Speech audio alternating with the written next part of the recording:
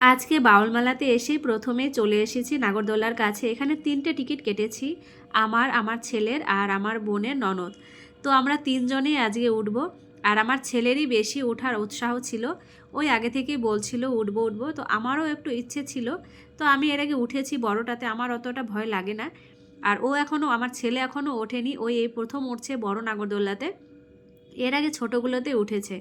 তো দেখো আমরা এখন একদম উপরে আছি, আর উপর থেকে মেলাটা কত সুন্দর লাগছে দেখতে। আর মেলাটা কিন্তু অনেক বড়, দেখতে পাচ্ছ দোকানগুলো বেশ সুন্দর লাগছে কিন্তু দেখতে। তো আমার ছেলে তো প্রথমে একটু একটু ভয় পাচ্ছিল, পরে আর ভয় পায়নি, ভালো লেগেছে বলে ওর। তো একটু একটু চেঁচাচ্ছিল।